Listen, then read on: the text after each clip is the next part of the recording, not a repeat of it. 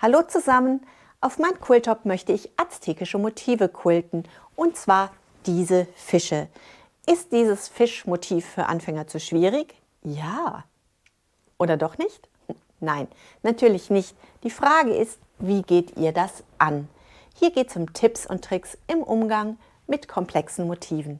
Herzlich willkommen bei Needle Engine. Mein Name ist Elke und wir legen los.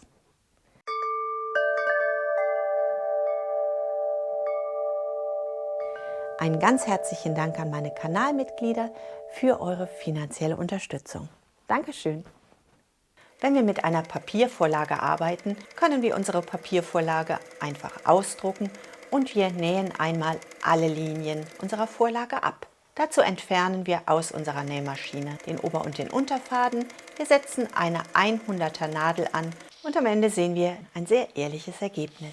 Wenn wir das Ganze mit einem Lineal quilten wollen, können wir das auf gleiche Weise üben und wir können feststellen, ob unser Motiv wirklich aus geraden Linien besteht oder ob wir nur vorstellen, ob wir nur glauben, es besteht aus geraden Linien und unsere Linien würden abweichen. Wenn ihr in euer Motiv sicher geworden seid, könnt ihr anfangen und euer Motiv auf Stoff übertragen.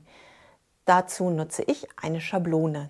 Unsere Quiltschablone legen wir auf unseren Stoff und wir arbeiten Schneiderkreide in unsere Quiltschablone ein. Ich mache das hier mit einem Kissen. Ich arbeite meine Schneiderkreide am liebsten in kreisenden Bewegungen ein. Wenn eure Quiltvorlage nicht wirklich gut liegt, wie hier in diesem Beispiel, dann rutscht sie hin und her.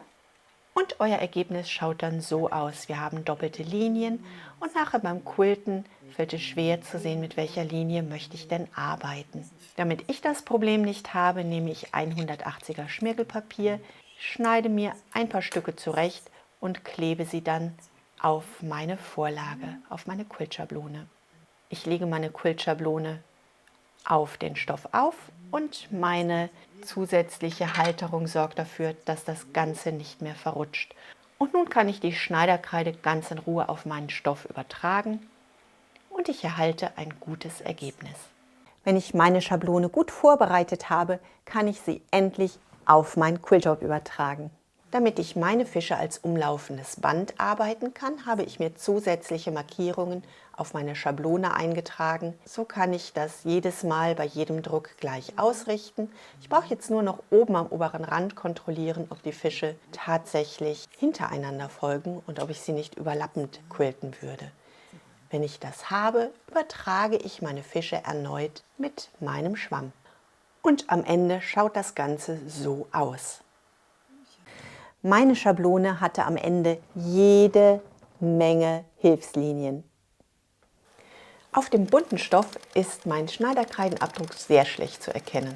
Darum möchte ich mit einem freien Quiltfüßchen arbeiten und nicht mit einem Linealfüßchen. Bei meiner Pfaff 260 habe ich dafür das Stopffüßchen verwendet. Auf dem unifarbenen Stoff ist mein Motiv sehr gut zu erkennen, sodass ich es ganz einfach mit meiner Nähmaschine nachmalen kann. Das Motiv besteht aus kurzen Strecken und kurze Strecken lassen sich sehr gut kontrollieren. Bei Motiven mit Ecken und Kanten gibt es ein paar Dinge, da wäre es gut, wenn ihr darauf achtet. Bei einem Motiv mit geraden Linien und Ecken und Kanten sollten wir darauf achten, dass wir jede Ecke ganz ordentlich ausarbeiten. Das heißt, wir quilten bis zur Ecke, halten an, quilten bis zur nächsten Ecke, halten an und so weiter. Wir achten bei jeder Ecke darauf, dass unsere Nadel im Stoff versenkt bleibt, bevor wir weiter quilten. Das ist bei meiner Pfaff 260 ein bisschen schwierig, weil sie das nicht freiwillig macht. Das heißt, ich quilte immer ein paar Stiche auf der Stelle und wandere dann weiter. Wir können die einzelnen geraden Linien ruhig ein bisschen schief quilten. Die dürfen ein bisschen bauchiger, ein bisschen unruhiger werden. Solange wir die Ecke ganz genau ausarbeiten, ist das gar kein Problem. Schwierig wird es, wenn wir die Stellen verreißen. Das heißt, wenn wir schnell durchnähen und die Pausen nicht einhalten. So verziehen sich die Ecken und wir bekommen ein sehr rundes Ergebnis und das runde Ergebnis entfremdet das Gesamtbild. Die meisten grafischen Motive könnt ihr auch wunderbar mit dem Lineal quilten. Ihr legt euer Lineal an und quiltet an der Linealseite entlang. Wenn ihr da von der Linie abkommt, ist das kein Problem. Ihr visiert den nächsten Eckpunkt an und quiltet wieder zurück auf eure richtige Linie und weiter geht's. Mein Motiv hat zusätzlich zu diesen geraden Linien auch noch 2 Kreise. Da kann ich einfach frei den Linien folgen. Ich lege mein Lineal eben zur Seite, Kreise um meinen Punkt herum. Und wenn ich das habe, geht es erneut mit dem Lineal weiter. Ich brauche bei meinem mit Schneiderkreide übertragenen Motiv keine Angst zu haben, dass mein Motiv verschwindet.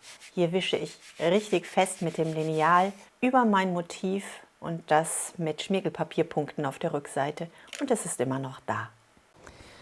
Und jetzt können wir endlich nach Lust und Laune auf unser Quilttop Aztekenfische quilten. Yay!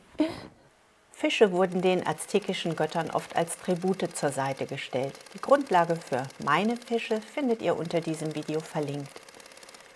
Das Schöne beim Quilten dieser Fische ist, ihr braucht nicht euer ganzes Thema, eure ganze Decke in einem zu quilten.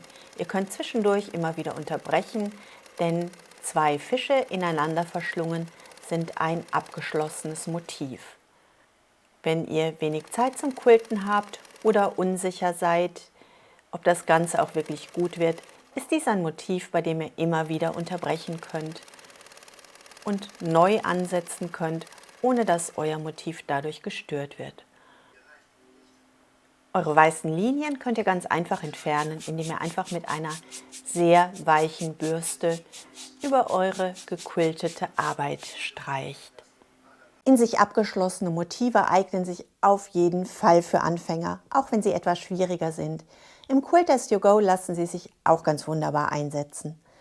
Meine Fische findet ihr im Etsy-Shop. Den Link darunter habe ich euch hier in die Videobeschreibung gepackt.